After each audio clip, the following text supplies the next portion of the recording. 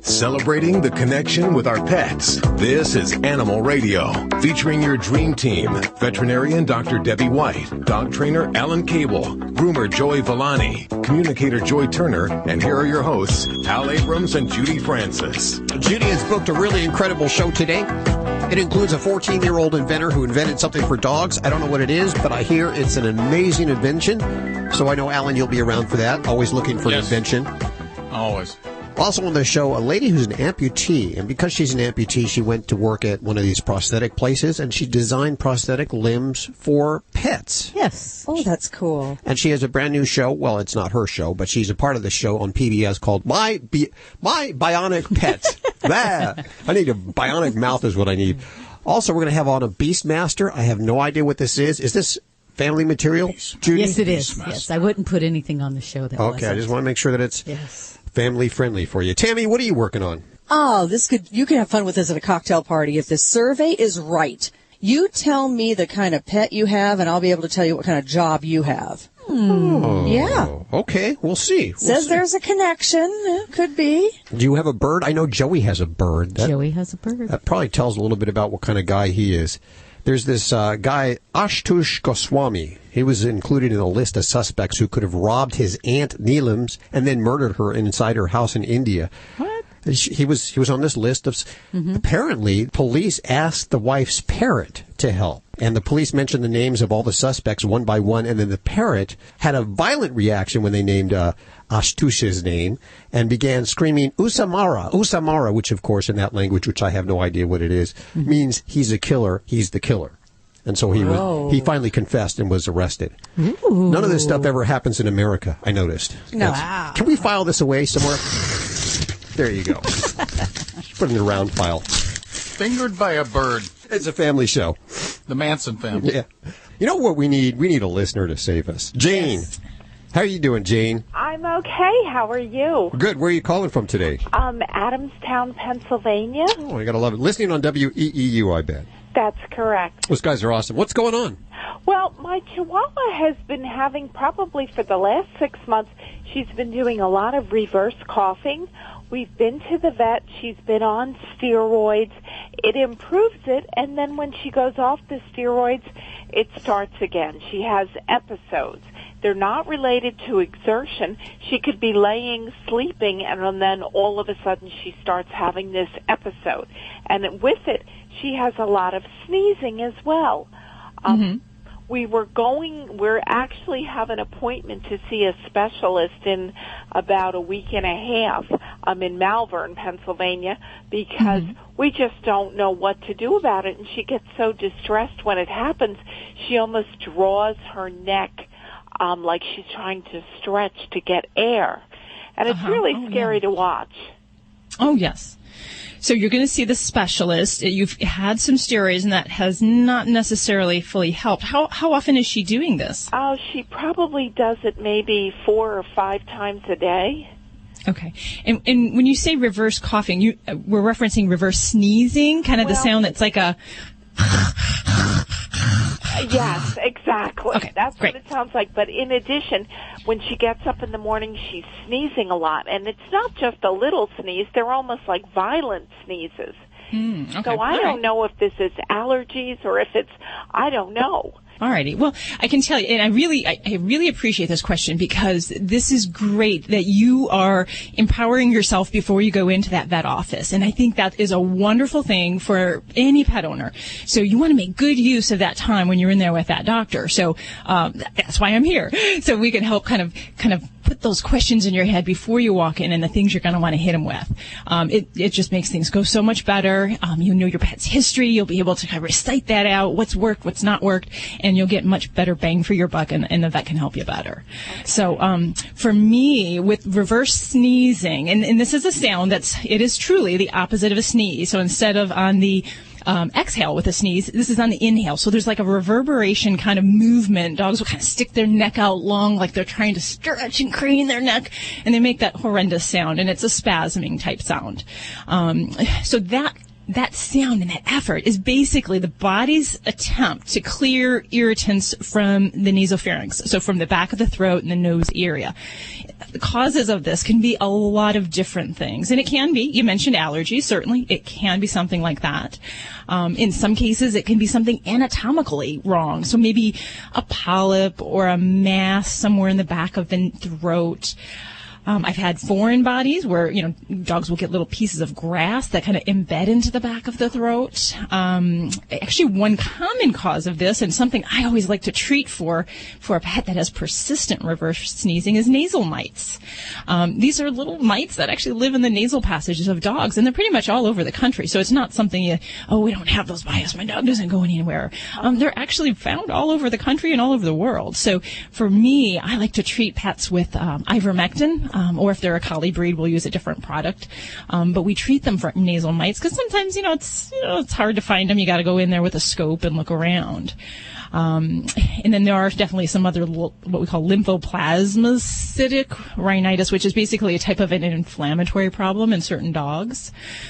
So all that being said, I don't know what all your vet has done to kind of screen or to check things out, but I usually like to make sure we've got chest x-rays. I like to make sure basic blood work. We know our heartworm status. And then typically I like to do an ivermectin treatment before we see a specialist.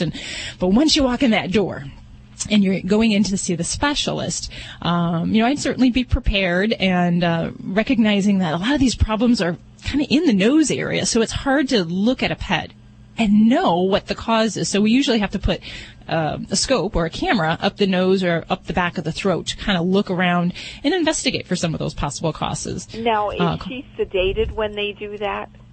Yeah, so sometimes they may do just a light sedative, but usually if they're going to put that the scope in, they're going to have full anesthesia. And that just allows them to kind of move around and to prevent like the gagging and so forth that would typically happen with that. Right. So, but yeah, that's basically the most important thing is to get the visualization of those areas.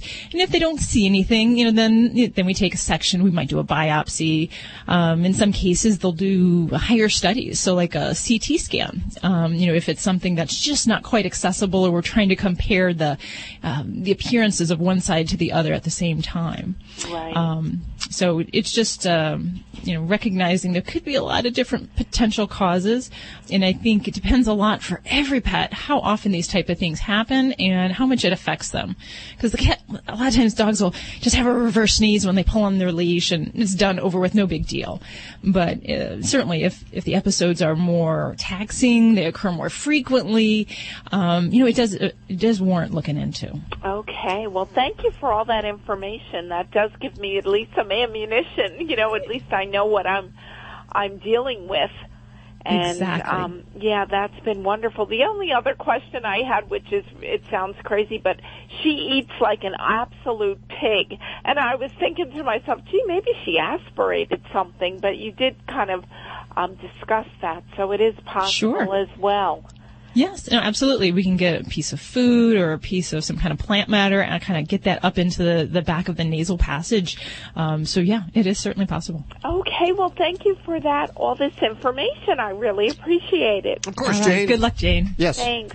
1-866-405-8405 to check in with the Dream Team right now. Listen up, if you live in a small home or an apartment where a kitty litter could be an eyesore, let me tell you about one of our underwriters, Kitty A Go-Go. These guys have brought the kitty litter to a whole new level. You actually want to bring it out and put it out in the room where people can see it because it's so pretty. Well, they have 6 attractive litter box options and colorful designs. You have the polka dot, is that correct? I do, and I love it. People don't even know it's a litter box. I didn't. And of course, it has a rake that you can pull all the poop out so you don't have to use one of those little individual scoopers. Pretty easy to clean. Yes. And it's made of the highest quality, injection-molded, high-impact, stain-resistant plastic. Hey, if it lasts around me and the Animal Radio studios, you know it is. You know it will last you a long time. Pick from the metallic silver, the leopard print, the polka dot, the flower print, the burl wood, or the black lacquer. You can see all of these over at the website at kittyagogo.com. And, of course, links to everything you've heard on today's show over at animalradio.com. Thanks, Kitty A Go-Go, for underwriting Animal Radio. Geico presents Fan Mail to a Pig. Dear Maxwell, first off, I really enjoy your commercials about Geico's app. I watch them over and over and over. They make me both laugh and very hungry. Weird. Anyway, I just want to let you know how Geico's new claim status updates on the app really blow me away. Getting those updates makes me think of you. I'd like to thank you in person. Just send me your address. All the best, Big Bad W. Sure thing, Big Bad W. I got a pen. It's 802 Not Gonna Happen Lane. Claim status updates just a tap away on the Geico app. What do you think about when you're driving? Music? Sports? We think about nice, big, fluffy piles of insulation and filters and motor suspension and water projection and things like that. We're Bosch, and we are the quietest dishwasher brand in the U.S. You could say we wrote the book on quiet, and the next chapter is flexibility. Nearly every Bosch dishwasher now features a third rack that holds silverware and whisks and tongs and spatulas and increases your loading area up to 30%. How did we do it? Well, as we said, we're Bosch. We think about things like that. Come see what we've invented for you. See the complete line of Bosch dishwashers at Lowe's or visit Lowe's.com/Bosch. Quietest dishwasher brand in the U.S. based on an average of sound ratings on major brands' websites. Major brands defined as TrackLine Top 10 Brands, March 2013. 30% more loading area compared to a Bosch dishwasher with 2 racks.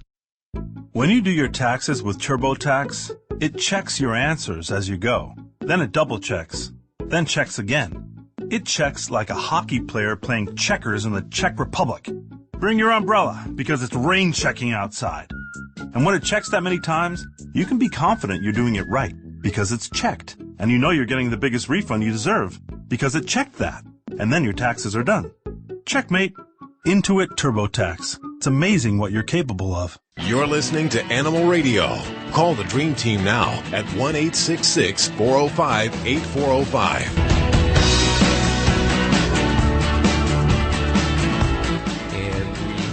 Which one? Going to 4. We have DC. Or is this DC or is this someone calling from DC? No, this is DC. How you doing today? Good. How you doing? What's up? Well, thanks for taking my call. I'll tell you what I got. I got 2 chihuahuas, and the female just had puppies 3 days ago, and the male, he's the one taking it so hard. As a matter of fact, I was thinking about maybe I should take him to the vet to get him something for depression. And I'm afraid that maybe he's so angry about my female dog won't pay him no attention. And I'm afraid he might just, try to hurt the puppies. I really don't know what he's going to do because he's just acting out his head right now. Mm-hmm. And let me get to the female. First, she will eat the puppies for no reason at all, not even to drink water, not even to eat, unless, you gave something like a hot dog or something like something was her favorite. But I finally did take the food to her this morning, and she ate it, so that's kind of my problem. Okay. Well, it sounds like you've got a very attentive mom, and she is very concerned about the well-being of the babies to her own detriment. And we do see this in female dogs, some that have such a strong mothering instinct that they don't want to eat, they don't want to leave the baby. So you actually, in many cases, sometimes we have to forcibly take mom away, give her a little private time, let her do her potty business, give her a quiet room where she can eat. And that can help for some of the females. Now, if her being away from the babies is more distressing, then I like what you did, where you brought the food to her so that she can accomplish both things. And Dad's problems going on right now can be several different motivations. So one is that he may I don't say resent. Dogs don't resent the lack of attention that he's getting, but he may be very focused and interested in what's going on. So you kind of have to gauge the level of interaction that you permit the male depending on how everything's going along. Some female dogs do not want any other creature around their babies. And she might hurt him or the male might hurt the babies. Now, if these guys, have they been through a litter before or is this their first time together? First time. Okay. So you kind of have to read the situation a little bit to see what Dad is doing. But I would basically have him on a leash and have someone monitoring him while you're watching her and see what the interaction is. If she's upset, her hackles are going up, or she is guarding those babies, I would not even risk that. In some males, it's best for them to just stay away. If he wants to be an involved parent, that's great. But that's the best thing for him because she's ready to fight him if he try to come around her. Yeah, then let's keep these babies away. And, there's no reason we want to increase her level of stress in any way. But, and with some moms, they can be even hostile to the humans in the household when they are protecting their young. So that, too, is a thing to be cautious with. I still like to handle the babies, and I still like to, get them exposed to human contact very young. But you got to do that cautiously so you don't injure yourself or distress the mom. I got one more question. When can I touch the puppies? When can you touch the puppies? Actually, you can touch them at any point. So it's not like some of those wildlife where if you touch them, the mom's going to reject them because you got your scent on them. So that won't happen. But just use caution and watch her body language so that you're not going to put yourself in a point where you're going to get injured. The best way to kind of manage that is what I like to do is to just kind of put a little light slip leash on the mom.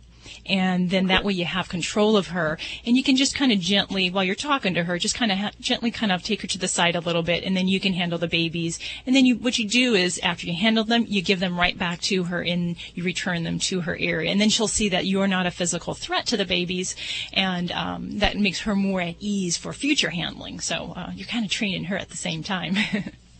All right, I really appreciate it, your help, Dr. Debbie. And thanks for answering all my questions. So one more question. So the male dog, he don't need nothing for depression, huh? Not likely, no. And some male dogs, whether it's their hormones and the females are in heat, or they've got something like this going on, they just may not be the most interested in food. If it takes getting him out of the situation a little bit, take him over to your family member's house, something like that, he might do a little bit better just to be away from some of the commotion. All right, I appreciate it so much, and you have a good day, and thanks your staff. Thank you very much. Well, good luck with those babies there. Take care, DC. Okay, bye. Line 4, and we have Bob on the phone. Hey, Bob, how you doing? Good. What's going on in your world? I've got a couple of chow-chows, a male and a female, and when I feed the female dog, and then it's time to let her out, she'll eat half of her food, and I'll let her outside. She'll let me know she wants to come back in, and I'll open the door, and she'll just sit there and look up at me, and I'll say, do you want to come in or not? She'll turn her back on me and put her back towards me. What? And my wife, the same thing. I'll go up there, and I says, what's wrong with the dog? She's giving me the cold shoulder. Well, Bob, I'm glad you called. I am so glad you called because chows are unique dogs. I'm sure Dr. Debbie's had an experience with chows too, but they're not like they're not like your German Shepherd or your Golden Retriever. They are they're more like cats. And they're often misunderstood by people. The average training methods and motivational techniques don't work on chows. You can't force them to do anything. And with a chow, it's all about respect. They're regal. They're beautiful. And, you have to establish control from the beginning with a chow. And he has to respect you, and you have to earn his respect. And so your dog, it's very funny. A chow will do what a chow wants to do. And saves the affection for the people that he really cares about. But it's obvious that your chow, you probably haven't earned your dog's respect. And I'll tell you why. The dog is controlling you. Okay, so when your dog is sitting by the door, you're going over to open the door. And so the chow is getting a reaction out of you. The chow is controlling you. You're not in charge. You're not forcing the chow to kind of respect you by being in control. You're calm. I like that. So the next time the chow's sitting there by the door, just ignore that dog. Just ignore him. Don't even pay any attention to her. And when you want her to come in, you go to the door. Open the door. Don't talk to the dog because they don't understand you, and chows are not even going to pay attention to you. They'll walk away, Just open the door and go, come. If the dog doesn't, then just close the door and walk away. And pretty soon the dog's going to realize and understand that, when you say come, it means now. And if she doesn't, it might be hours before you invite her in again. And it's kind of how you have to manipulate a chow. You have to be a very powerful personality, but not a forceful personality. You have to be confident, calm, and you have to just act the way you want the dog to. Whatever you want the dog to get from your behavior, you act that way. So you lead. With a chow, you lead. And, they're just unique. They're very unique. They're very unique dogs. Well, you hit the nail right on the head. That describes her to a T.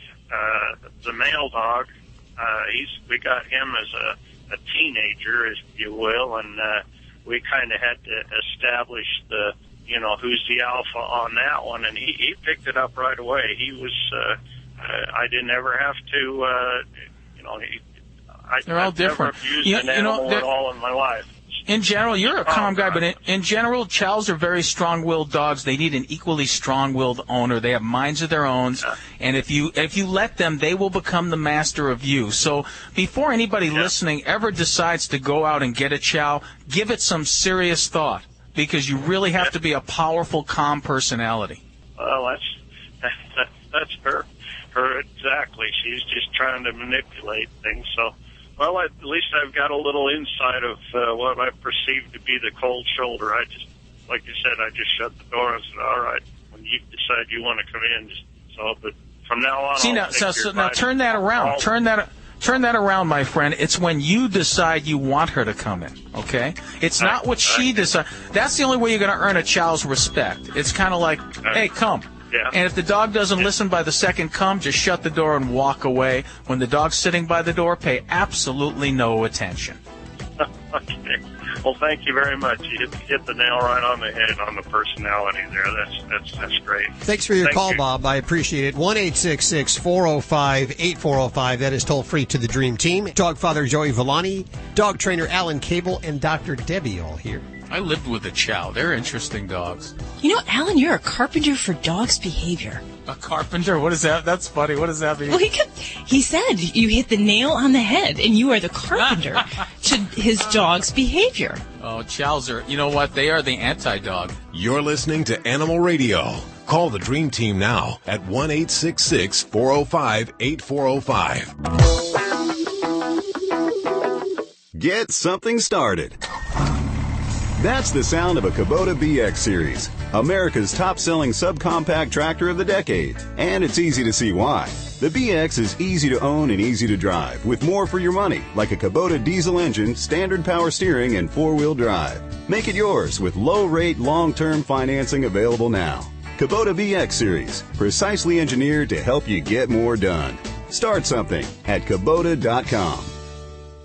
Hi, I'm Jimmy Van Patten, and I'm here to talk to you about our solution-oriented treats for cats and dogs. Natural Balance Pet Foods offers several nutritious treat formulas with tasty solutions for pets. Our treats feature unique ingredients like venison, duck, and salmon, accented with cranberries and pumpkin, and offer grain-free options. At Natural Balance, our philosophy is to provide pets and their owners the food for a lifetime. Natural Balance treats truly treat them right. For more information, visit naturalbalanceInc.com. Fido Friendly is the travel and lifestyle magazine for you and your dog. Each issue includes hotel and destination reviews, along with health and wellness topics, dog training tips, and the latest fashion trends. Pick up a copy at Barnes & Noble, Hastings, or go online to FidoFriendly.com and subscribe today. Fido Friendly is the only magazine dedicated to the travel and lifestyle of man's best friend, and the one magazine your dog will thank you for. Everyone, we're going to need volunteers to work this weekend. Man, this scout bitch is killing me. Thanks for volunteering, Mark. And let him be an example for the rest of you. No, I wasn't... It's time for new Selsun Blue Scalp Itch treatment. It works at the source with the #1 anti-itch medicine, hydrocortisone, plus soothing aloe for fast relief. New Selsun Blue Scalp Itch. Science for your scalp. Use as directed. This is an Animal Radio News Update brought to you by Drs. Foster and Smith Pet Supplies, with thousands of quality products at low prices every day, so you save on every order. Visit fosterandsmith.com. I'm Tammy Trujillo, and most of us do consider our pets as priceless. But what if you had to put a price on your dog? If you had to, what would it be? Maybe $2 million? Well, that's how much a Tibetan Mastiff puppy just sold for in China. This 1-year-old 200-pounder was purchased by a property developer at what's called a luxury pet fair. Tibetan Mastiffs have become a prize status symbol among wealthy Chinese, and that has really sent the prices rocketing. One industry insider, though, says that breeders may be conspiring to push those prices up. Now, if you've never seen a Tibetan Mastiff, they are enormous, and they have thick, round manes that make them resemble a huge lion. Behavior-wise, they are fiercely loyal to their people, and they can be very, very protective. Now, if you have a cat at home, you know what happens if you set an empty box on the floor. Yeah, the cat immediately gets in it, no matter how big it is or isn't, right? There actually are some pretty smart reasons. Seems like smaller places are safer, especially when you're sleeping. And cats also like to be warm, and smaller spots are a bit cozier. And since domestic cats are descendants of wild cats, they still instinctively select places that are easier to defend, and the smaller the spot, the easier it is to fend off the intruders. Now get this, calico cats, they might be able to help cure obesity. It all has to do with their coloring. A calico cat, it turns out, has an orange fur color gene on one of their X chromosomes and a black fur color gene on one of the other ones. And somehow they randomly turn off and on those X's in each cell, and that's responsible for the multicolor coat of a calico. Now scientists are trying to determine how many kinds of genes can be turned off or on without changing the underlying DNA sequence. Body fat distribution is also associated with X chromosomes, so there is a possibility here that regulating the structure might help control inherited tendencies toward being overweight. And there's a kitten right now generating a whole lot of excitement in Texas. A remote camera captured an image of an ocelot kitten in a South Texas wildlife refuge. Federal wildlife biologist Hillary Swartz says she and her colleagues were jumping up and down and literally screaming because there are fewer than 50 ocelots left in the wild in the U.S. And she tells the San Antonio Express News it's believed the kitten is female, and that will add to the breeding stock and hopefully bring these gorgeous little kittens back into a better population size. I'm Tammy Trujillo. Get more breaking news at animalradio.com. This has been an Animal Radio News Update brought to you by Drs. Foster and Smith Pet Supplies. Visit fosterandsmith.com for pet supplies selected by veterinarians with 100% satisfaction guaranteed.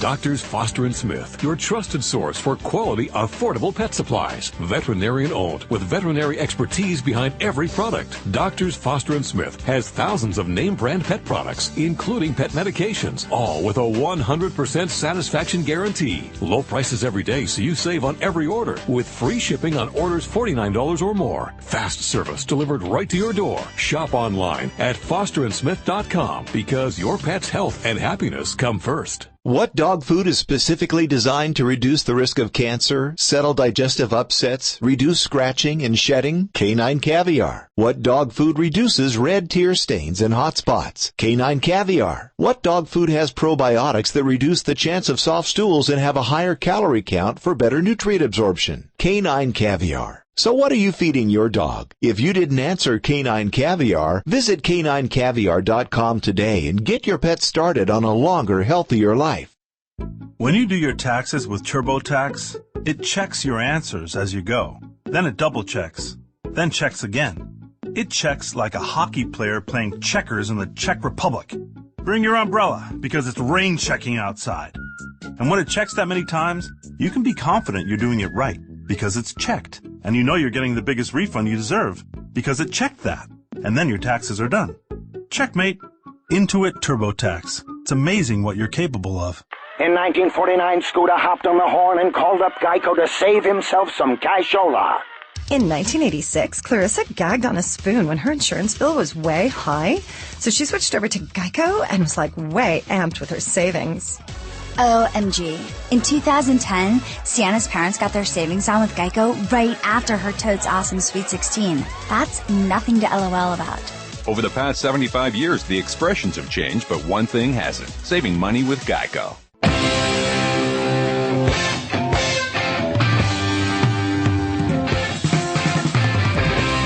Toll free 1-866-405-8405. Reach out to any one of the Dream Team, Dr. Debbie, Dog Trainer Alan Cable, Dog Father Joey Villani.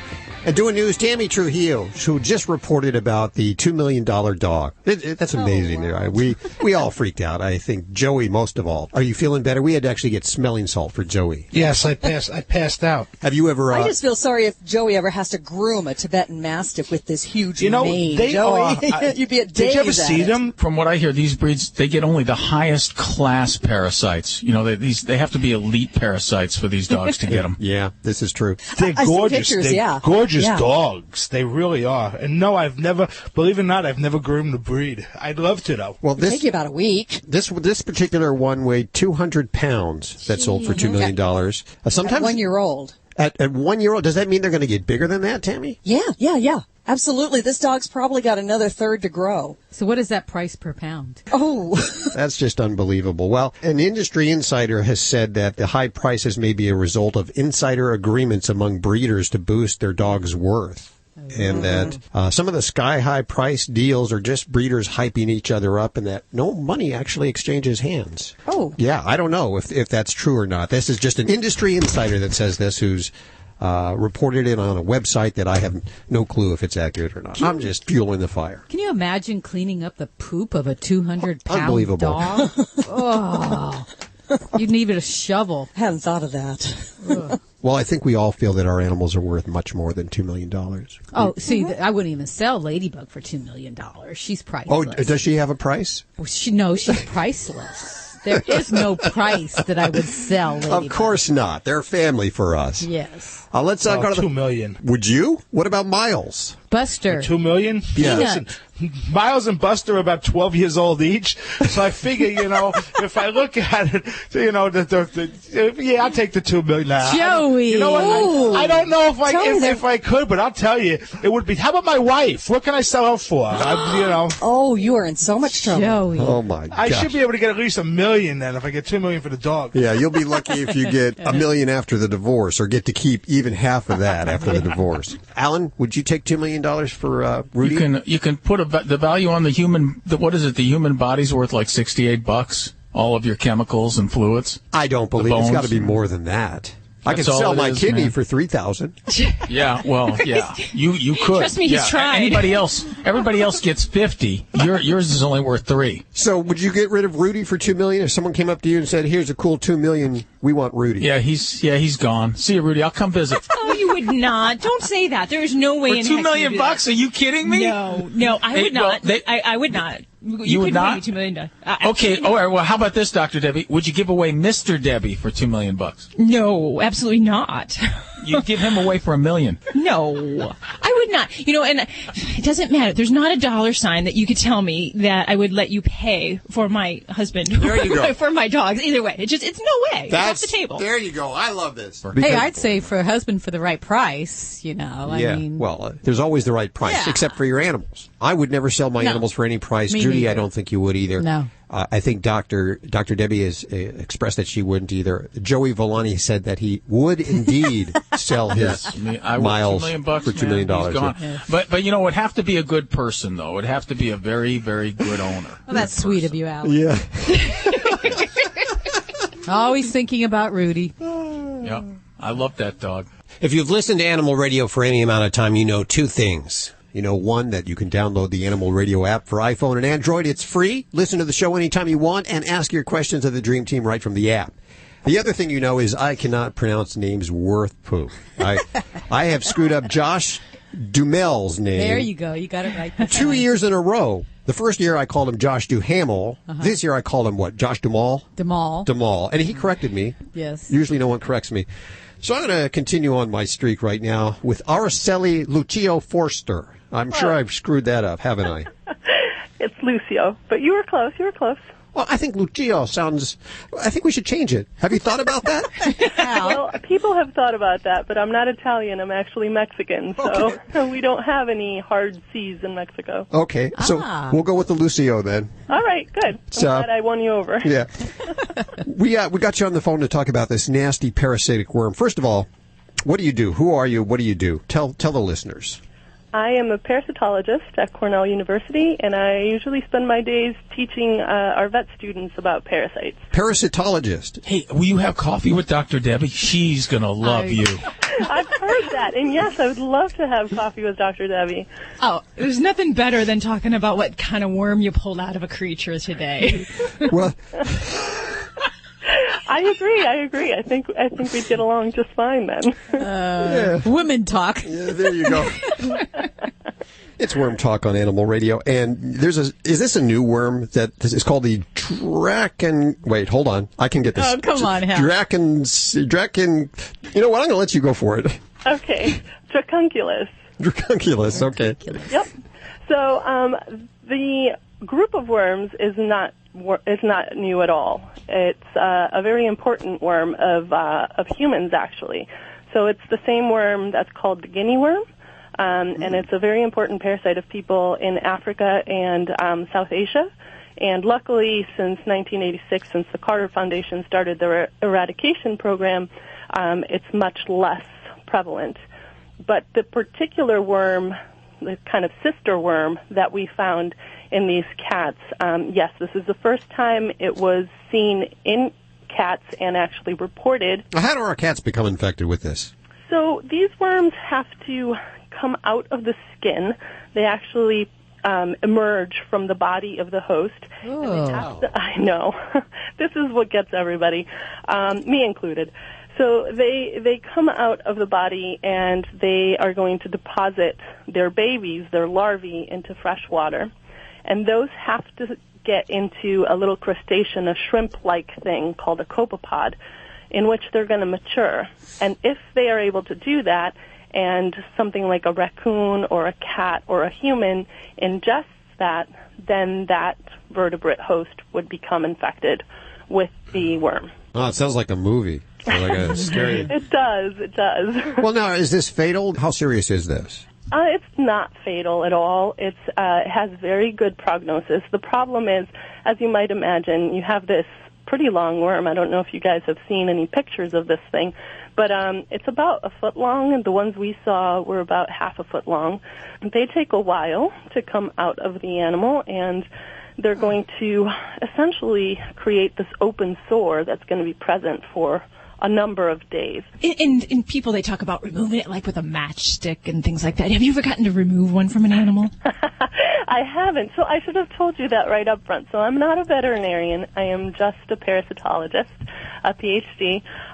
No, and I think if I had to remove something by entwining it onto a stick, so for the human version can be about 1 meter long. Okay, we're running out of time here, but other than the 6-inch worm coming out of your cat's body, what are the signs that your cat has this? That's about it.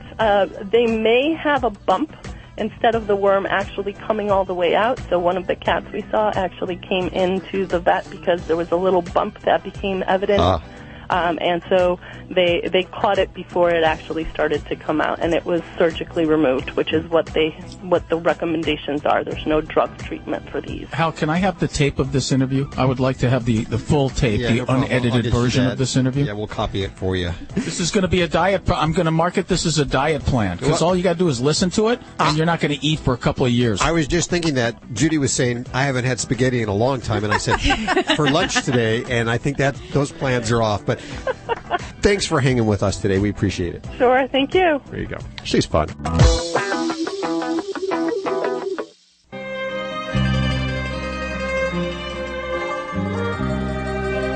This portion of Animal Radio is underwritten by the fine folks at Kitty A Go-Go, bringing you 6 attractive litter box options in colorful designs, especially suited for smaller homes and apartments, where the traditional litter box might be an eyesore. It's available at kittyagogo.com. That's kittyagogo.com. Ladies and gentlemen, kiss his finger, please, or his ring, if you will. Move over. Let me kiss it. You can kiss my finger, too, if you want. That's okay. I kind of like that. Dog Father Joey Villani, how are you doing? I'm doing good. Hey, I guess I was talking about cats not too long ago, huh? Yeah. Because I got some cat email, and I figured I'd answer it. I have a woman that said that I was talking about bathing the cat not too long ago, and which is crazy, man. It can be. But she wanted to ask me some questions on that I figured I'd answer on the air. there. And what she was asking me is that her cat is quite tangled and doesn't really keep itself clean. And is that because she doesn't have it groomed regularly, or what is it? The answer to that, there's a few different variables there. Number one, if you have a long-haired cat that gets matted or a short-haired cat that gets an abundance of undercoat, what ends up happening is it overwhelms the whole kitty system. And once they start getting over-knotted or they get too much undercoat, what happens is they will stop cleaning themselves. Yeah, I do the same thing, by the way.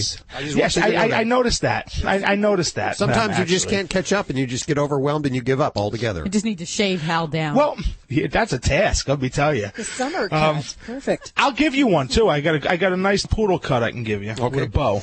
Remember, we domesticated these pets and we designed their coats to be the way that we wanted them to be. Some for working purposes, some for just cosmetic purposes, and sometimes they need a little bit of assistance. Now, basically, with cats, do cats need to be washed? Listen, I mean, soap and water is always a good thing, but for the most part, a cat is a very hygienic animal that keeps itself clean. But once it gets knotted or it gets an abundance of undercoat, it needs a little bit of help. So if you just brushed and combed your kitty, okay, kept it tangle-free and kept the shedding down, for the most part, if you have a healthy cat, it's going to clean itself because that's instinct. Cats will do that instinctively.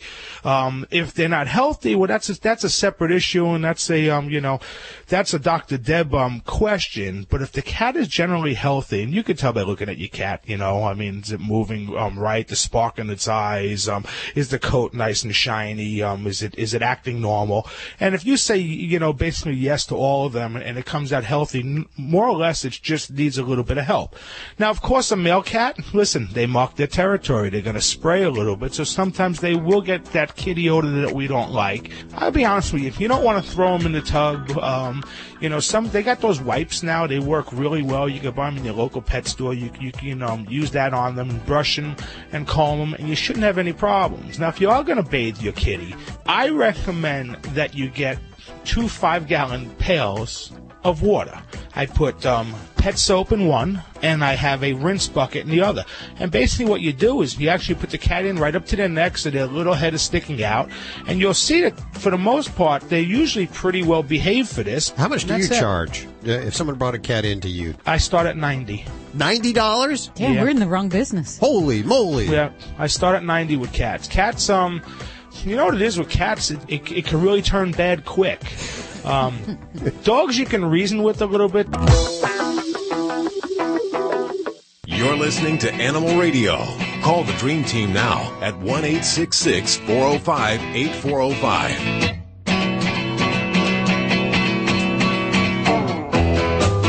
Do we have him on the phone, Judy? Judy's been working tirelessly today.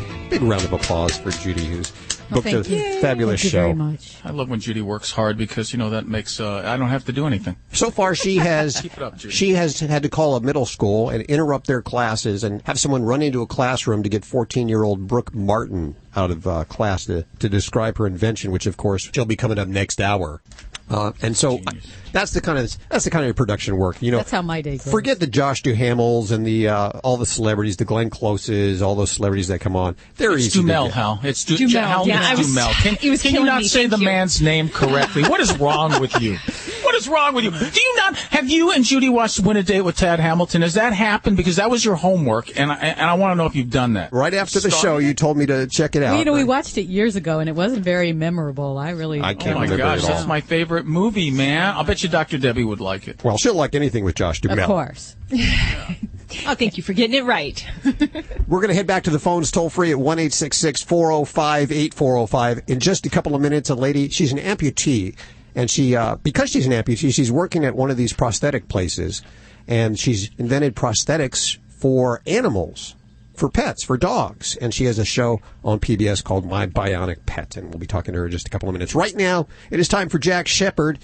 He is called the Beastmaster. The Beastmaster, and I've asked Judy, this is family friendly, right? It is. I wouldn't do that to you, Hal. Welcome to the show, Jack. Can you please tell me what the Beastmaster does? Hi, how are you? Yeah, the Beastmaster is, first of all, it's a reference to a cult '80s movie. and they assigned that I got to make up my own title. Okay. But what the Beastmaster does at BuzzFeed is that I run our animals section here. We have a great section at BuzzFeed.com where we write things about cute animals. Cute animals like the kitties that you see on YouTube, or what? I mean, what is it exactly that you do? Do you know what you do? And do you get paid for doing what you do? I do. Amazingly, we have a staff of 3 people who are just doing animal stuff. People on the internet really love animals, and particularly cats. So we try to keep it. What the animal section is for is mostly for things that are kind of uplifting and fun. And our motto is powered by cute. So it really is kind of the cute side of animals, but we also try to keep it kind of funny and interesting and something that ultimately people will want to share. And it turns out that on the internet, for some reason, the currency of the internet in some ways is cats and cat videos, and people love sharing stuff about animals, and particularly cats. So you spend your day scrolling through hundreds and hundreds of videos, and you decide which ones are going to go viral? It's not just the videos. It's also the pictures and GIFs and sort of stories about animals, things that real animals have done, and sort of animals just play such a big role in people's lives. And there's so much stuff about animals on the internet. So it's actually it's pretty tough to sift through and find the stuff that's actually going to be interesting to a wide range of people. So that is a big part of what we do. If you're online or you're on Facebook, you've undoubtedly seen a forward or a share from BuzzFeed, who's I think over the last year just been really kind of surfacing to the top. We actually went to one of these internet cat video festivals. Have you heard of this? Yeah. I was amazed at how many people showed up at that damn thing. It's hugely popular, and it's something I spend a lot of time thinking about. I'd love to hear if you guys have theories about why it is that people on the internet care more about cats than they care about dogs. Well, how can you hate a cat that's looking so cute? I mean, it'll cheer you up. Someone could say, Hallie, your father just passed away. I'll go look at the cute little kitties on the internet. But cats and videos do so much more than dogs. I mean, dogs run around and tumble and play. Cats do that, but cats do so much more. They're vertical. They get up high. They jump. They attack. They can do a lot more than a dog can. My theory is that dogs are just trying too hard. Yeah. When a cat gets in a box, it just feels natural. It's natural. It just felt like the right thing to do at the time, and it usually was. And when a dog does it, it's because he's trying to impress you. Right. Which is nice, but, you want something that kind of happened naturally. Cats don't care. Yeah, they're not trying to impress you. That's right. You should write a book. I think that's next for you. That's all. Yeah, I do. I have a book coming out called 67 Reasons Cats Are Better Than Dogs. So, really? There you go. I have a strong. I'm revealing it now. I actually have a strong cat bias, which may be another reason why cat stuff does better on the internet. Is because people like me are enforcing our bias. I like your job. You guys got a good gig. 3. How about 4 employees? I'll be your 4th.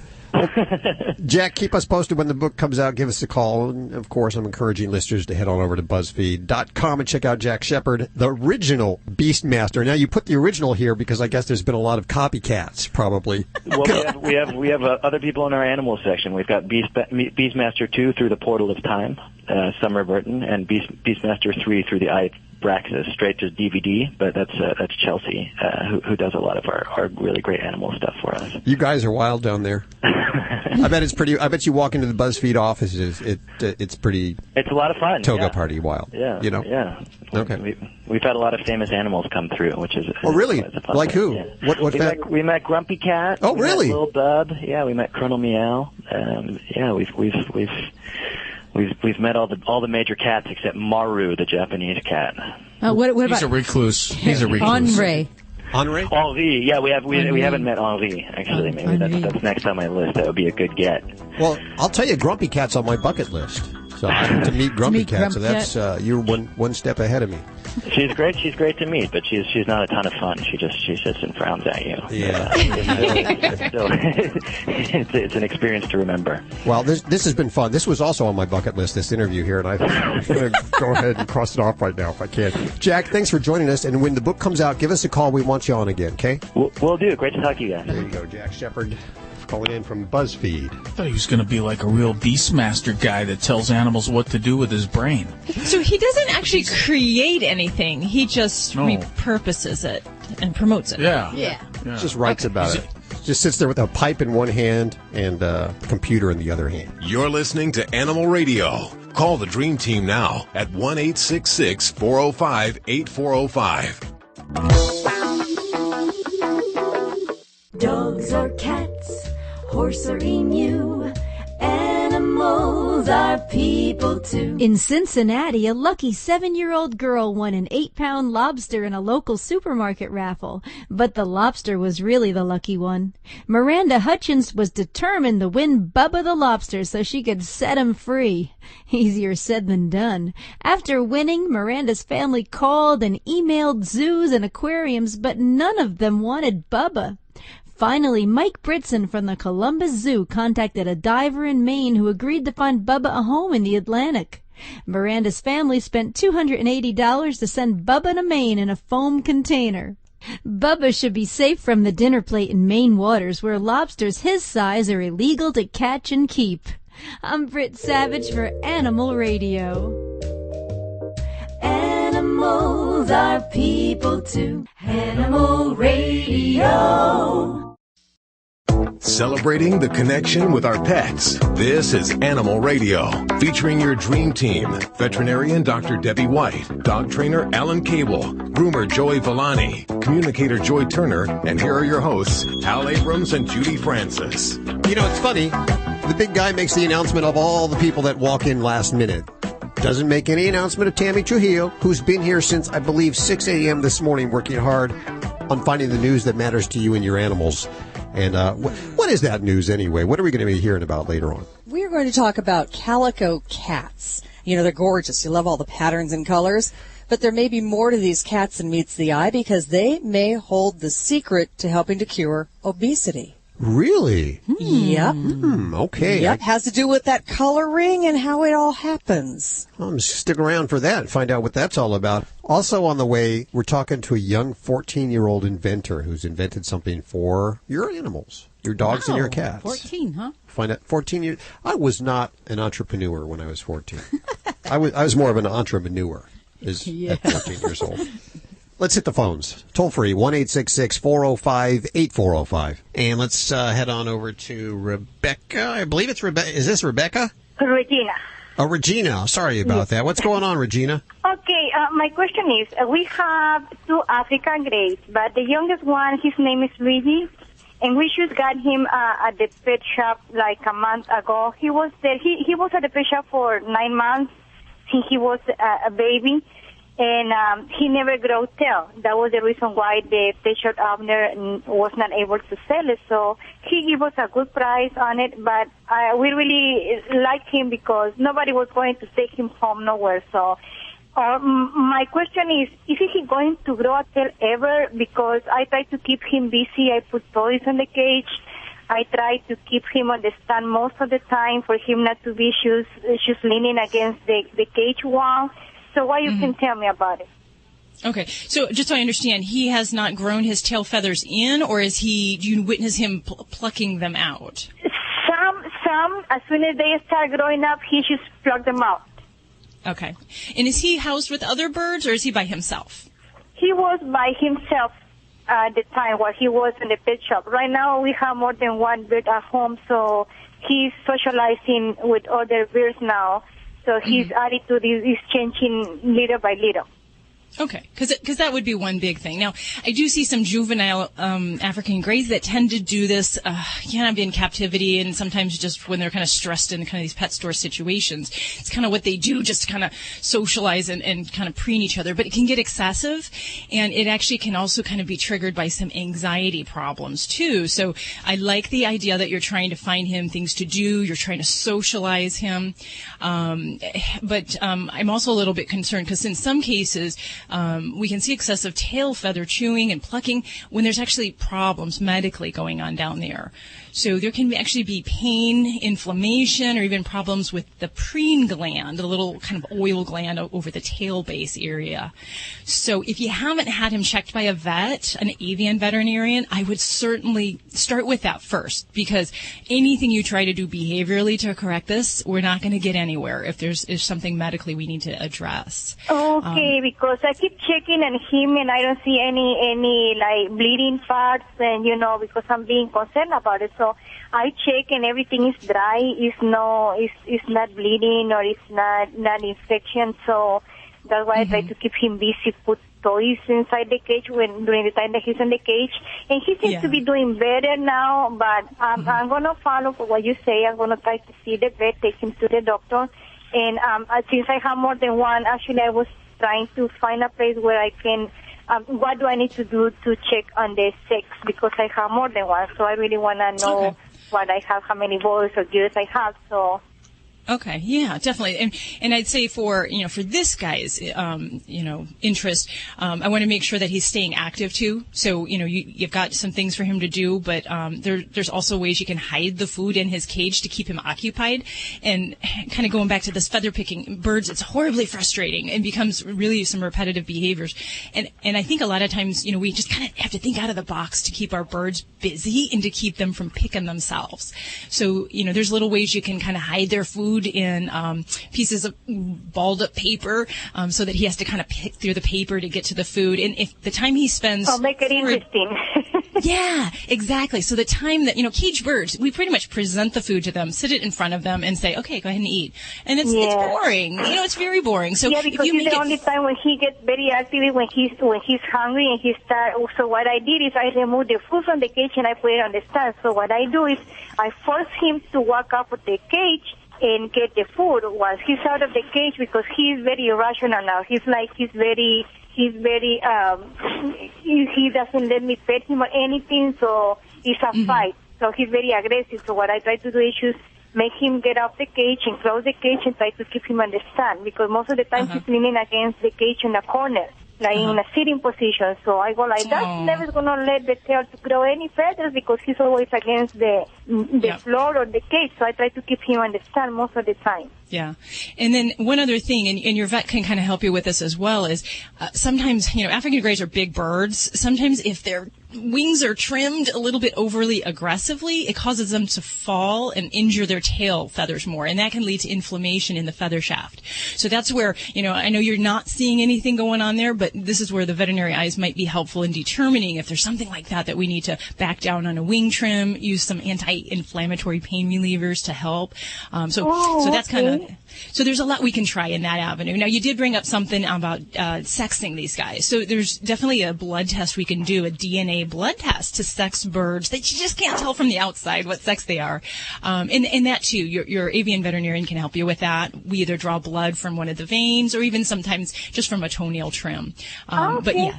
So that can definitely be done, and it might help you kind of understand some of your birdie's behavior as well. So yes, because Luigi is something special, because I have this issue with Patrick, my other African grey. He was plucking the feathers from his chest, but I give him more toys and I allow him more time off the cage, and that helps a lot. He's all socializing and all over the place now, and at night they sleep in the cage. So maybe Luigi is younger than Patrick, so I was hoping that is going to help. But I'm going to follow to what you say, and thank you for taking my call, and I love your show. Thank you. Thank you so much, Regina. We appreciate your call. 1-866-405-8405. I did not realize you were bilingual. Sometimes, I definitely, have people from all walks of life coming in here and all places across the globe. So I did not understand a word of that. But she was talking about a bird, right? Sexing her bird, right? Yeah, sexing a bird and feather picking in her African gray. So, yes. I'm such an idiot. You're listening to Animal Radio. Call the Dream Team now at 1-866-405-8405. Animal Radio is brought to you by Natural Balance Pet Food, the finest food you can buy for the health of your pet. No matter which line of Natural Balance Pet Food you choose, you know it will truly be the food for a lifetime. Visit www.naturalbalance.net to learn more. Hey, this is Josh DeMille on Animal Radio. Please adopt a pet. Suffering from allergy congestion? On my nature walks, I couldn't smell the flowers or breathe in the fresh spring air. Then I discovered Allegra D. Allegra D decongests and depressurizes with a fast, non-drowsy antihistamine, plus a powerful decongestant for 24 hours of congestion-free breathing. Now I don't just appreciate nature, I breathe it all in. Allegra D. Stop suffering. Start breathing. Look for Allegra D at the pharmacy counter. Starts working in 1 hour. Use only as directed. Visit Allegra.com. What do you think about when you're driving? Music? Sports? We think about nice, big, fluffy piles of insulation. and filters and motor suspension and water projection and things like that. We're Bosch, and we are the quietest dishwasher brand in the U.S. You could say we wrote the book on quiet, and the next chapter is flexibility. Nearly every Bosch dishwasher now features a third rack that holds silverware and whisks and tongs and spatulas and increases your loading area up to 30%. How did we do it? Well, as we said, we're Bosch. We think about things like that. Come see what we've invented for you.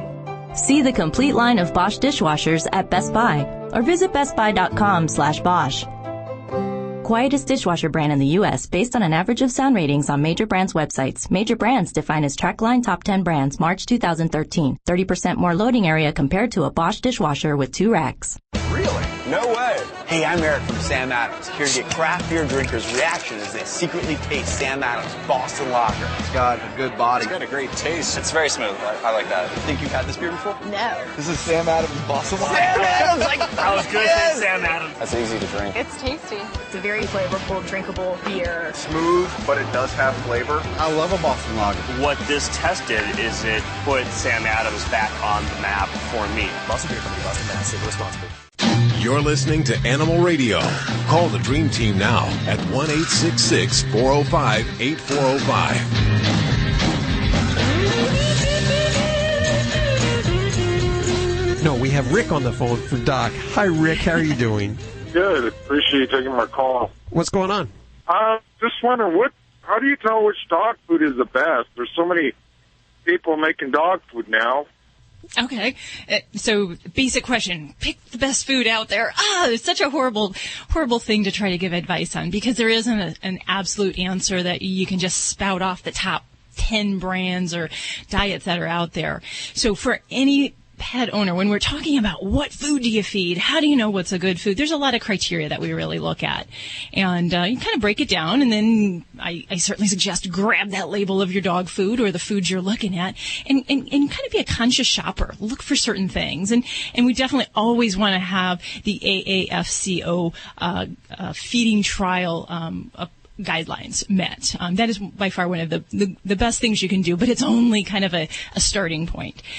From there, I like to make sure that the company is a main company that has a phone number where you can preferably get a veterinary professional on the phone if you have a question about that food. That's a very important thing that, for me, some of the smaller boutique places may not always have that investment in a veterinary resource. So that's important.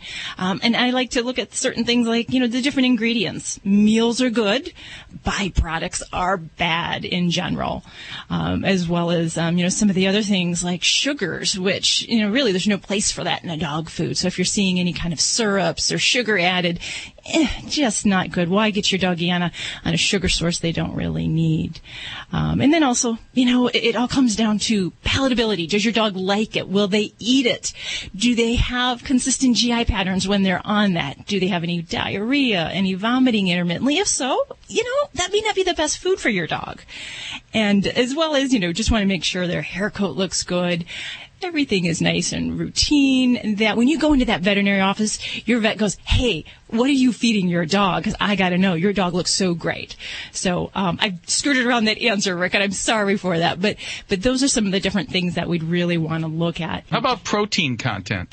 Protein is certainly important, and it's the quality of the protein that's important, as well as being upfront and saying what kind of protein. So what we don't want to see is we don't want to see that they're just listing general meat. We want them to identify, is that chicken? Is that beef? Is it venison? So yes, the quality is the most important thing. So. And don't buy your food at Walmart. I don't think there's any foods there at Walmart. Are they a sponsor? Not anymore? Oh, I'm sorry about that. But that's a great thing, Hal, because, a lot of times we're all looking to try to save money where we can, but you can't necessarily make a bad diet a good one by supplementing. So you can actually create more problems by feeding a crappy food diet for your dog. And, you can go a long way with good, sound nutrition just to prevent disease. So Judy's just running into the studio. What's the deal with this interview here? This is the teen inventor, 14-year-old teen inventor. 14-year-old teen inventor, yeah. Who invented a gadget for your dogs and cats. And she was going to do the interview on her dad's cell, and I just called her dad's cell, and he doesn't know anything about it. So he's trying to see where she is. Oh.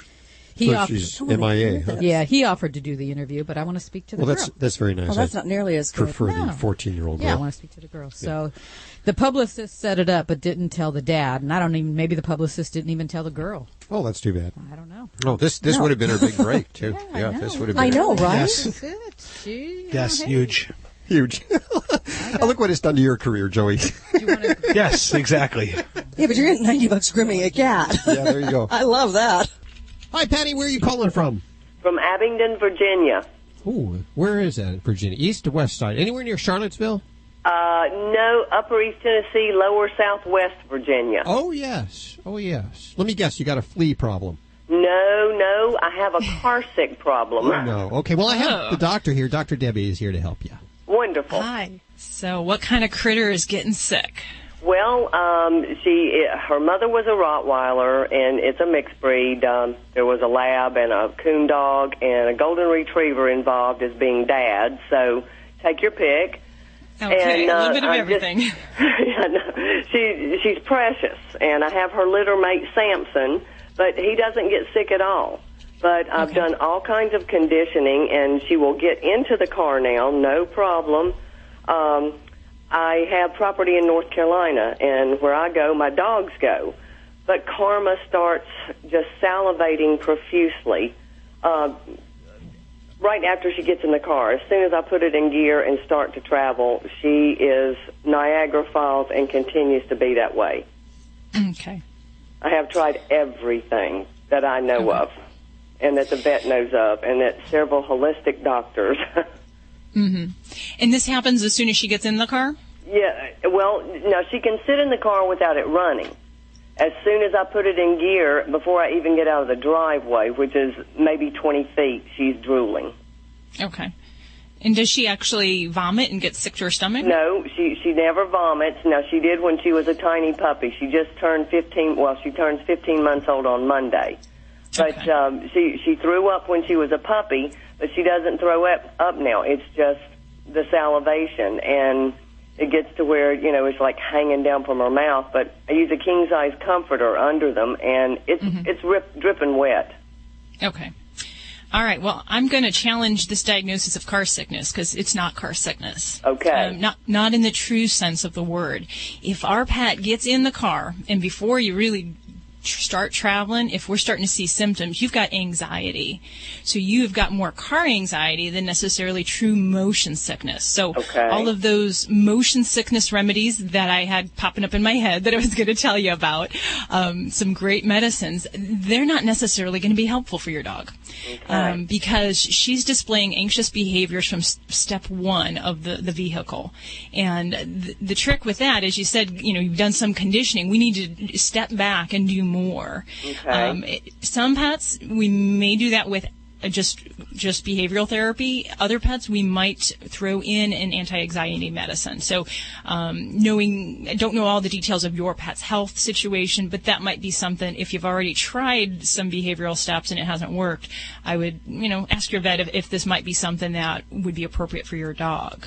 But that all being said, the basic concepts with the counter conditioning and desensitization that we want to do is we want to have every little step of the way be a positive experience associated with the vehicle. So if already you're kind of putting in gear and backing out and you're getting drooling, we have to take a step back before that ever happens. And for pets that are that severe, and I'll tell you, that's pretty bad. I'll be honest. A lot of my patients, it's more when they're actually driving and there's movement. But in your situation, the fact that it's happening so soon, we really need to see about making the car a positive experience and a positive place. So it's going to mean a lot of different kind of practicing, staging. So what I'll often do is turn your car into the site of good things. So what we're going to do is we're going to say, okay, we're going to feed you inside the car. With the door open, the dog food bowl goes on the chair in the seat in the car, and that's going to be the place where you give treats or you give food or where you put a special fun thing. And you're not going to allow that car to actually make any noise. You're not going to drive it. You're just going to turn into something really positive. And for some dogs, this might mean you're not even going to open the door. You might do it by the side of the door just to make the general vicinity of very fun and favorable things. So this could take a period of maybe for some dogs just a couple days. For other dogs, each of these little steps you're going to have to take much longer, because if there's any anxiety, you see the eyes are darting around, her body posture is becoming crouched or very anxious looking, tail is held low, or if you see that drooling, those are signs you're pushing her a little too fast, and we don't want that. So you want to make sure each step she's kind of very comfortable with that. So you're going to reward her for being near the car, reward her for going into the car, eating in the car, and then not ever doing anything. And this takes a lot of work. And then eventually what we hope to do is turn the car on and then still have positive, calm behavior by your dog, and reward her along the way if she is doing that. Any sign of anxiety, we stop. But hopefully we'll get up to where you can turn on the car and get in gear and go back, and to back out of the driveway. But that is what it's going to take to actually try to get this gal comfortable with the idea of car travel. Then you work up to going around the block and trying to get distance in it. But for her, she sounds like she's got anxiety about the very concept of this car leaving the yard. Right, yes, I had to do a lot just because she used to if she saw the car. And actually, it's a van, but if she saw it, she would walk a wide berth around it. So I've worked her up to where, she actually gets in fine. But then, like I said, I start the car. But this took all winter. Yeah. Well, it sounds like you have the right idea. I think that step from A to B is maybe a little too fast. We just got to give her a little bit more time to get comfortable with that concept. And it's hard, because I know if you're traveling, you want to take your baby, but putting her in that car and taking her can be very counterproductive to these steps that you're trying to do. So as much as you might want to have her with you, it may not be in her best interest right now while she's still trying to cope with this anxiety about getting in that car. So you might have to make some alternate plans until we kind of get her up to speed with things. Okay. Well, thank you so much. And that's what I will start working on, because I just assumed that it was car sickness. All the vets say, no, it's car sickness. I thought inner ear problems, but her inner ears are absolutely fine. So it's not. The anxiety makes perfect sense. And it gets more complicated. You get a dog who does have car sickness, and they have that. They get nausea from being in movement, and then they start to get fearful about it. So you can get a dog that has the overlap of two different things, but it sure sounds like in your youngster there that you got more just anxiety going on. So good luck with that, Patty. I hope she gets up to being your sidekick in the car and getting to enjoy you when you're traveling. Thank you. Thank you so much. I appreciate it. Thanks, Patty. You're listening to Animal Radio. Call the Dream Team now at 1-866-405-8405. Geico presents Fan Mail to a Pig. Dear Maxwell, I just want to say thank you for making my Geico Insurance ID card digital. It's easy to find on the app. It doesn't give me paper cuts, and I always have it on hand because it's on my phone. Because of this, I finally cleaned out my glove box, which was filled with years of paper ID cards. Any thought on what I should put in my glove box now? Sincerely, Trent Patterson. Trent, what can you put in the glove box? Here's a crazy thought.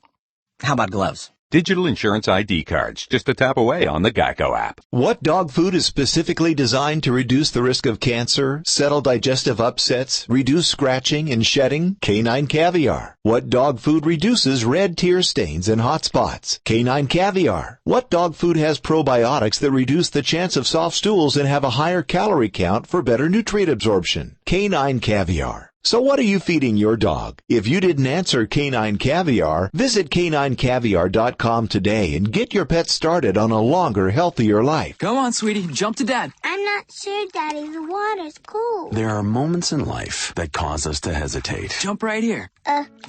Okay. Here I come. I got you. Good job. I did it. That was fun. But once we take action, we're really glad that we did. If you're thinking about selling your home, don't hesitate. Interest rates are low and buyers are in the market. Every market's different. Call a Realtor today and visit Realtor.com. Realtors are members of the National Association of Realtors. Everyone, we're going to need volunteers to work this weekend. Man, this scout bitch is killing me. Thanks for volunteering, Mark. And let him be an example for the rest of you. No, I wasn't.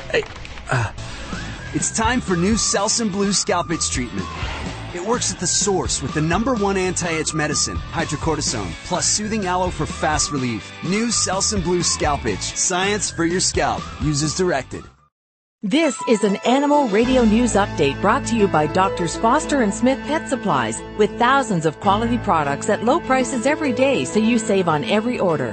Visit fosterandsmith.com. I'm Tammy Trujillo. Well, what kind of pet you have apparently says a lot about you. CareerBuilder.com sponsored an online survey looking for a connection between a person's pet and that person's profession, their annual salary, and their level of job satisfaction. Now, amongst some of the results, CEOs are primarily dog owners. Snake and reptile owners are among the highest paid workers out there, earning six-figure salaries. People who like their jobs generally have a bird at home. Doctors, lab techs, personal caregivers, and realtors tend to have cats as pets. And fish usually belong to people working in the financial field or the hotel and leisure industries. Now remember, this study's just for fun, so if you don't match up, don't freak out. You have the right pet. Okay, please don't rush out and change pets on us. Now, some dogs, they have a real fascination with their tails, and it might not be anything to worry about, but then again, it might be. Most of the time, it's simply your dog enjoying some exercise in a very pet-centric way. But some scientists are now saying if your dog keeps on doing this, it could be a sign of an anal gland problem, flea allergic dermatitis, or other medical issues. And in some dogs, they now know it could actually be a sign of obsessive-compulsive disorder. And you can check to see if it is by noting whether you can distract your dog from a serious tail-chasing session or not. Now, this could actually have some huge implications for people. Researchers have zeroed in on 4 genes that are connected to OCD in dogs. Now, if those same genes are found to be malfunctioning in the human version of the disorder, and some studies seem to indicate they really are, this could eventually lead scientists to develop better drugs to deal with obsessive-compulsive disorder. Baseball season finally underway, and one Major League Baseball pitcher, though, who's facing a rather long season. This is Mark Burrell's first season pitching for the Toronto Blue Jays. He was traded in the offseason from the Florida Marlins. Now, he has 4 dogs. One of them is a bulldog named Slater, and the other is an American Staffordshire Terrier mix, or a pit bull mix. Seems Ontario province has a province-wide ban on pit bulls, and dogs have a lineage of pit bull. So Mark's family had a really hard decision to make: either live in the States, like Buffalo, and commute to Toronto for the games, or leave Slater with friends. What did they end up doing? Well, Mark's wife and his 2 kids are going to live away from him during the baseball season so they can care for Slater and the other dog. Ontario passed its pit bull ban back in 2005. It was appealed in 2008, but it stood. And in 2010, the Toronto Humane Society said it had data to show the ban had not made a major difference in the number of reported dog bites.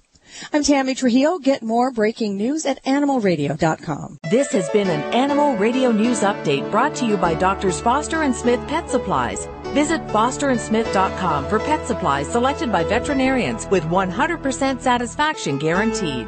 Doctors Foster and Smith, your trusted source for quality, affordable pet supplies. Veterinarian owned, with veterinary expertise behind every product. Doctors Foster and Smith has thousands of name brand pet products, including pet medications, all with a 100% satisfaction guarantee. Low prices every day, so you save on every order, with free shipping on orders $49 or more. Fast service delivered right to your door. Shop online at fosterandsmith.com, because your pet's health and happiness come first. We've talked about Stella and Chewy's family of freeze-dried and frozen dinners for dogs. Now we're pleased to share 2 new exotic dinner additions, Simply Venison and Absolutely Rabbit. Both are made with 90% single-source protein and enhanced with organic fruits and vegetables. Each are fortified with vitamins, minerals, and probiotics to be 100% complete and balanced. Stella and Chewy's, the official food of Ladybug, Animal Radio Studio Stunt Dog. Only the good stuff. For more information, go to StellaandChewy's.com. When you do your taxes with TurboTax, it checks your answers as you go. Then it double checks. Then checks again. It checks like a hockey player playing checkers in the Czech Republic. Bring your umbrella, because it's rain checking outside. And when it checks that many times, you can be confident you're doing it right, because it's checked. And you know you're getting the biggest refund you deserve, because it checked that. And then your taxes are done. Checkmate. Intuit TurboTax. It's amazing what you're capable of. Geico presents a man who just saved on his motorcycle insurance. Name's Mark, and this here beastly hog is Princess. Easy, Princess. Slow your roll. So how does this chopper cowboy save on motorcycle insurance, you ask? Easy. I just strapped on my savings chaps called Geico and bam. I'm saving so much, my princess, well, she gets treated like a queen. Geico Motorcycle. See how much you could save. This is Animal Radio. That pit bull ban is crazy stuff. Well, they also have in Ontario a ban on worldwide wrestling entertainment wrestlers, and it hasn't made a difference in the body slam rate either. So, well, there you go. See? All these bans are stupid. Yes, they are. Denver has one of those, too. Yeah, they do.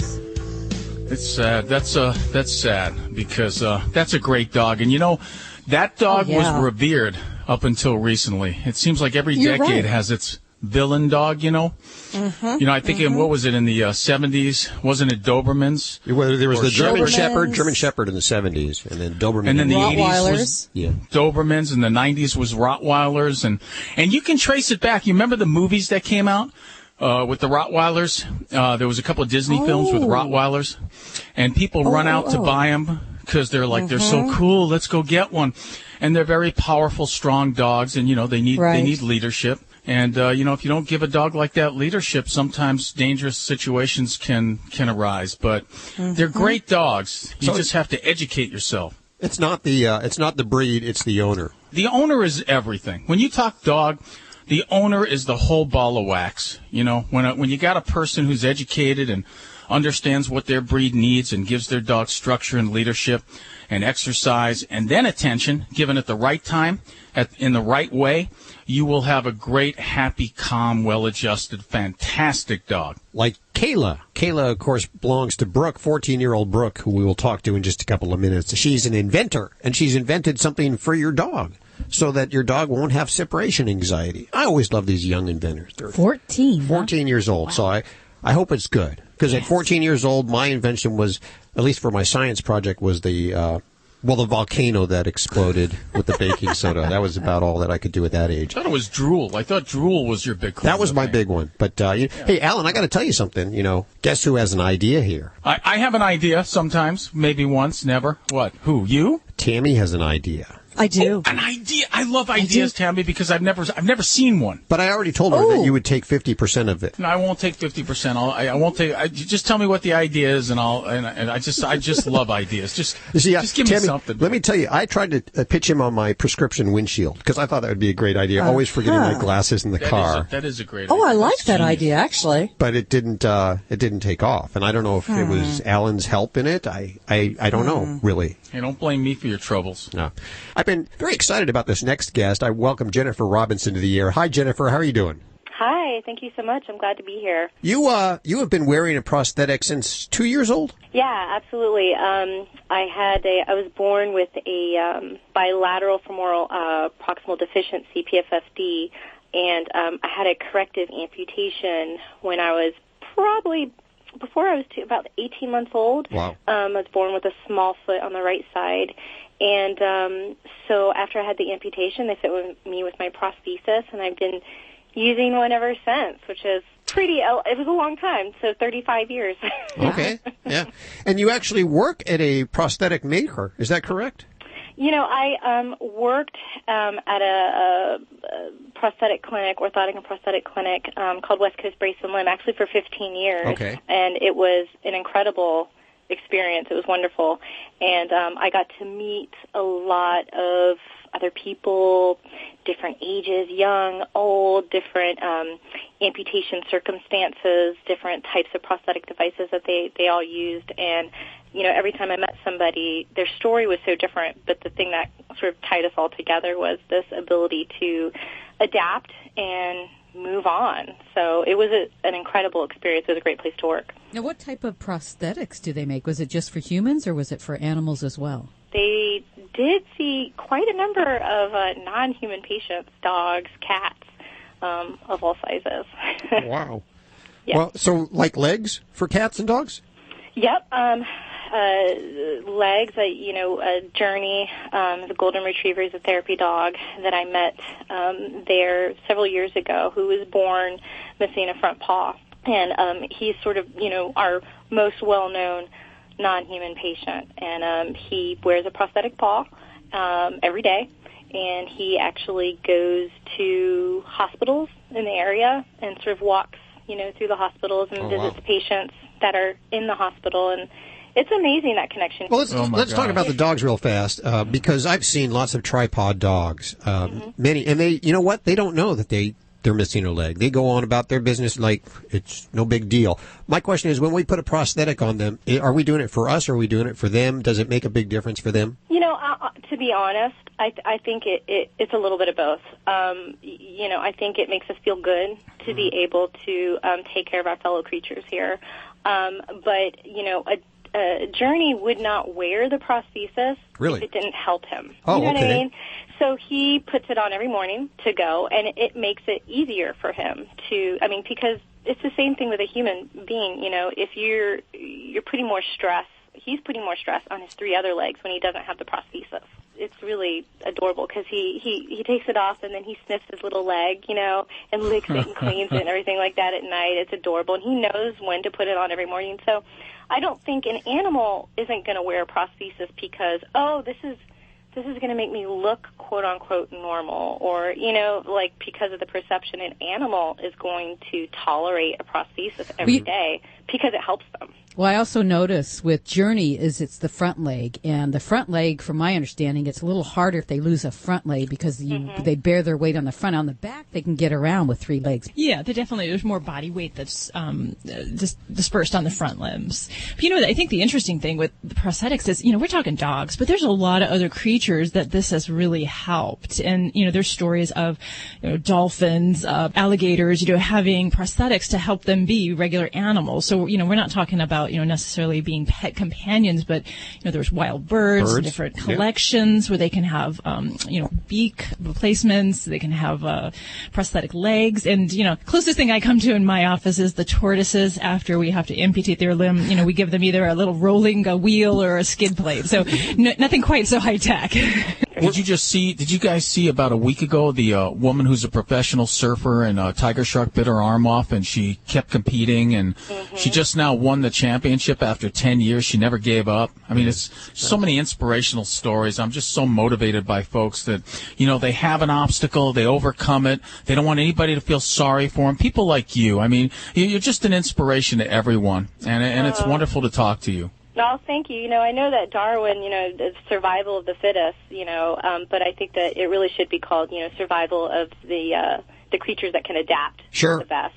And I think that, you know, human, dog, cat, elephant, horse, if you can adapt, you got it made. Yeah, yeah.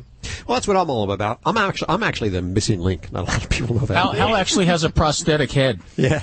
I've overcome a lot of adversity. Which is amazing. Thank you for hanging with us today, Jennifer Robinson. And let's talk about the TV program really fast before you go. It's on PBS. It's called My Bionic Pet, and it starts airing Wednesday, April 9th. What's that all about, and how are you involved? Well, basically the show sort of tracks, you know, all different types of animals, and the one thing that they all have in common is that they are wearing some sort of prosthetic device. So you're going to see different species, you're going to see different technologies, and the one thing that ties them together is, number one, that people have come together to improve the lives of these animals. Okay, it's Wednesday, April 9th. We'll put all this information over at the website at animalradio.com. Jennifer, you're awesome. No, thank you. You're awesome. I hope to talk to you again real soon. All right, you take care. You're listening to Animal Radio. If you missed any part of today's show, visit us at animalradio.com or download the Animal Radio app for iPhone and Android.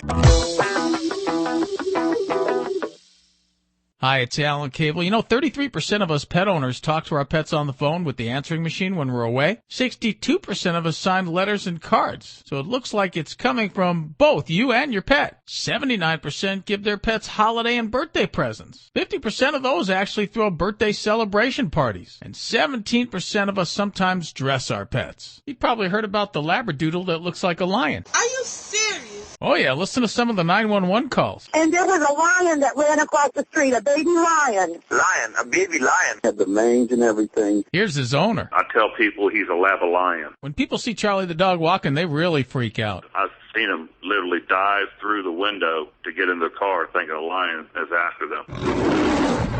Oh, this stuff's fun. We all love to humanize our dogs, don't we? Give them human emotions. I was at soccer on Saturday, and this guy comes up and says, "Can I pet your dog?" I said, "Sure." He commences to acting like a nut. "Oh, you're a good boy. You're just such a good boy." I said, "Dude, come on. You're going to get him all wound up." And I've taught him he needs to be calm. Here's the irony. He tells me he noticed how calm and mellow and well-behaved my dog is. I said, "Then why are you trying to juice him up like that?" I said, "Buddy, you got to be calm when you pet a dog. Just mellow. You don't want to act like his head is the Hope Diamond." Of course, he doesn't get it, or he doesn't want to get it. And here's more irony. He tells me he's got dogs and he doesn't believe in ever putting them on a leash. And he says, "You know why? Here's why. Would you want to be on a leash?" I already know the answer, but just for the heck of it, I ask him, "Do you bring your dogs out?" He says, "No, of course not. I can't bring them anywhere. I can't control them. They might knock down a kid or an old woman." Of course, he doesn't hear what he's saying. I said, "Look, my dog is here with me. I take him lots of places. People don't even notice him. They're happy to see him. Kids can come up and pet him. And he's not locked up in the house all alone by himself." And the reason for this is because he knows the rules. Knowing the rules makes him calm and happy. He knows what I expect of him. And he always gets to come along because of that. Anyway, if you want to pet a strange dog, ask permission and then be mellow about it. Get more tips at animalradio.com.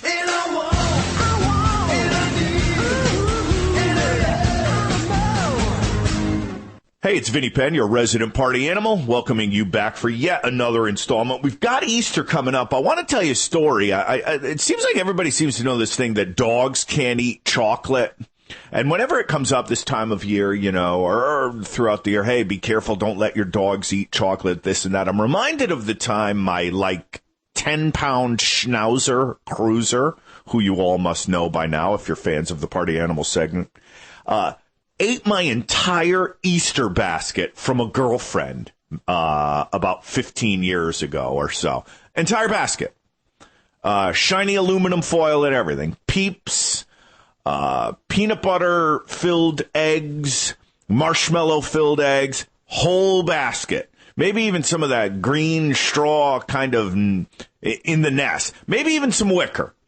Cruiser could have taken down some wicker. And he didn't die. I don't want to tell you, hey, go out and feed it's urban myth. Go out and feed your dog chocolate. But Cruiser took down an entire basket that weighed more than him, a mini Schnauzer. Yeah, he was lethargic at the end of the day, but I think that's mostly because he was high on the chocolate and just was crashing like crazy. Needless to say, looking out at the lawn for the next couple of nights was interesting because it looked like there was buried treasure everywhere, shiny gold doubloons in his bowel movements all over the backyard. But guard that Easter basket. Guard it with your life, and not to save your dog's life, but just to save your chocolate-covered marshmallows. Vinny Penn, Party Animal on Animal Radio. This is Animal Radio, baby. Dogs or cats, horse or emu, animals are people too. Planning a trip? Ponder this while going through airport security this summer. A man who tried to smuggle dozens of rare animals was caught with turtles in his luggage and a snake in his pants on a recent flight to the Czech Republic. He was coming from the Georgian Republic, which is between Russia and Turkey, but a turkey was one of the few animals he left at home. Officers also found scorpions, a horned viper, several beetles, and a brown bear claw in his luggage. Then they searched the man and found a snake hidden in his pants. They arrested the snaky smuggler, but not before finding over 60 other hidden animals. How would you like to share an armrest with that guy? I'm Britt Savage for Animal Radio. Animals are people too. Animal Radio. Hi, this is Carrie Annie Nava from Dance with the Stars. Don't forget to spay and neuter your animals, and you're listening to Animal Radio. You're listening to Animal Radio. If you missed any part of today's show, visit us at animalradio.com or download the Animal Radio app for iPhone and Android. If you had no chance yet to download the Animal Radio app, now's the time to do it. Well, not this second. Within the near future. It's free. You can listen to the Animal Radio show anytime you want, and you can ask your questions of the Dream Team anytime you want and browse our resources. head on over to your iTunes store or Google Play and download that puppy right now. Do we have her? Were we able to get this young lady on the phone? Yes. Hey, Brooke, how are you doing? Hi, good. How are you? Splendid. Now, are you in school? We caught you at school, didn't we? Yeah, I'm on my lunch right now, so. What's for lunch? What are you eating? I'm not eating right now, but I'm not sure yet. Well, now tell the listeners, you invented something great for the animals, great for dogs especially. What is it you invented? So it's a device called IC Pooch, and it's a device that lets you video chat with your dog and deliver a treat to them remotely. So while you're away from home, whether it's at work, on vacation, you basically can go on your smartphone, tablet, or computer and call up your dog. It's two-way video chat, and then there's a button that when you press it, it swipes out a cookie to your dog at home. Wow. How did you think of this? Well, it was kind of for an 8th grade school project when I was 12. My golden retriever, Kayla, when we first adopted her, she suffered from really bad separation anxiety. Oh, yeah. So I wanted a way to kind of help calm her down while we were away and just kind of comfort her and other dogs. There's a video chat feature, so she can actually see. She can see and hear me, and I can see and hear her. And that doesn't freak her out, huh? No, it doesn't. I mean, she really responds to my commands, so I can tell her to sit, lay down, wait for a cookie, and yeah, she responds really well. Yeah. What is it? Can dogs see on TV or on a screen like that? Can they actually see the picture of you? They can, and there's been a lot of kind of people have asked that question a lot, but there have been several studies that show dogs can see LCD screens. When your dog goes to this, does she do it during the day maybe, or when you're actually there just to get the treat? She does. Sometimes when we're actually there, she'll just lay down by it. Like last night at dinner, we looked over and she was just laying next to it, just looking at it, waiting for a treat. So I think they definitely catch on once they realize what it does and how it works. But it's really fun and fun to watch them interact with it. What a smart kid, though. Unbelievable. I mean, my 8th grade school project had to do with cardboard and glue and paper. This girl's going to be a millionaire by the time she's 20. Is this your first idea? This is. I mean, this is kind of my first big idea that I've developed, but I've always kind of been an entrepreneur at heart, so. Well, you were a part of the Young Scientist Challenge. Tell us a little bit about what that is. Yeah, so it's the Discovery Education 3M Young Scientist Challenge, and every year they put on this challenge for kids grades 5 through 8. So basically kids from all over the United States enter a 1 to 2 minute video talking about an invention or idea that they have. So I decided to enter because it sounded like a lot of fun, and I was actually selected as a top 10 finalist. So that was such an amazing, thing to hear, and I was really excited. And I got to work with a 3M scientist over the summer to kind of help test and develop the idea. So that was an amazing experience just to be able to work with her. And then in October of 2013, I flew to St. Paul, where the 3M Innovation Center is. And I competed against the 9 other finalists, where I took second place. So amazing, truly amazing. I know. I'm just looking at. It was so fun. I mean, she also has a horse. She has. She studies piano, violin, and maintains a 4.0 GPA. Oh, you're one of those, aren't you? Yes. Yeah, you're that. You're that girl.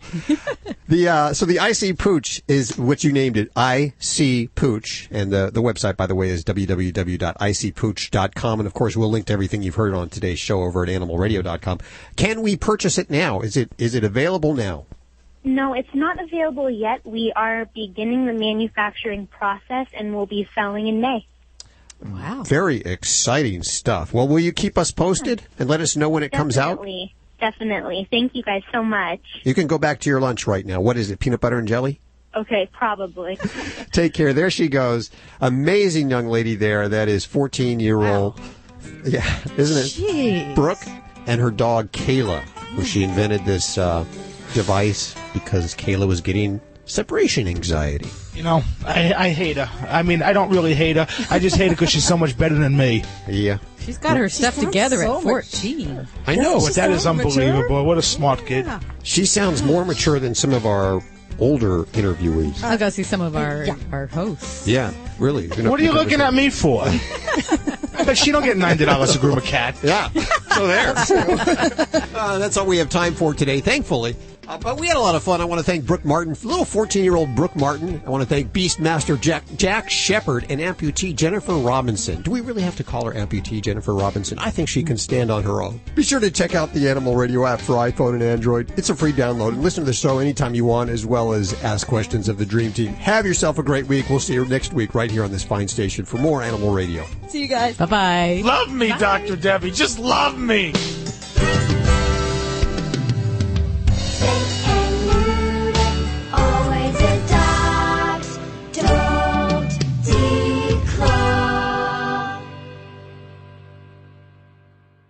This is Animal Radio Network.